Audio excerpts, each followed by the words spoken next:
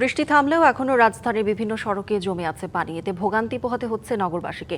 এ বিষয়ে জানাতে new market এলাকা থেকে যুক্ত হচ্ছেন সহকর্মী সানি আহমেদ।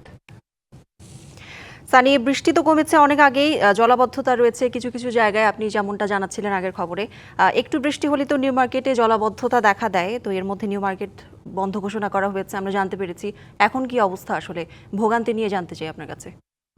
এই মুহূর্তে আমি রয়েছি মিরপুর সড়কে। এখানে নিউ মার্কেট যে এলাকা, এখনও অনেক জায়গায় জলাবদ্ধতা রয়েছে এবং একই সাথে আপনি জানেন যে নিউ মার্কেটের মধ্যে যে এলাকাটা রয়েছে সেই জায়গায় কিন্তু পানি পরিষ্কার করে অনেকেই এখনও তারা কার্যক্রম শুরু করার জন্য প্রয়াস চালাচ্ছেন। এবং একই সাথে এই মুহূর্তে আমরা যে ধানমন্ডি হকার্স মার্কেটের সামনে রয়েছি, সেই মার্কেটের মধ্যে যে পানি রয়েছে সেই পানি কিন্তু এখনও তারা সেচার ব্যবস্থা করছেন, অর্থাৎ পানি মার্কেটের মধ্যে পুরোটাই টইটম্বুর অবস্থায় বলা যায়। সেই পানি এখনও বের করার যে প্রয়াস সেটা চালিয়ে যাচ্ছে মার্কেট কর্তৃপক্ষ। একই সাথে যদি জানাই যে এখানে এখনও প্রায় হাঁটু, কোথায় কোথাও হাঁটু সমান পানি, তার থেকে কোথাও বেশি আছে। তো এখনও সেই জলজটের কারণে সাধারণ মানুষ যারা এখানে এই রাস্তা ধরে যারা যাতায়াত করছেন তারা কিন্তু অনেকটাই বিপাকে রয়েছেন।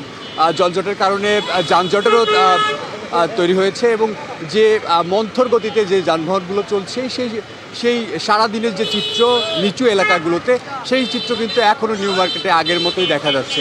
বিশেষ করে আমি যদি বলি যে এখানে যারা হকার রয়েছে তারা কিন্তু সারাদিনেই দোকান খুলতে পারেনি, এখনও তাদের দোকান বন্ধ রয়েছে। এবং যে নিচু মার্কেটগুলো, যেহেতু আপনি জানেন করি এই নিউ মার্কেট এলাকায় খুবই পুরনো হয়, প্রত্যেকটা শপিং কমপ্লেক্স কিংবা মার্কেটগুলো অনেকটাই নিচু অবস্থা।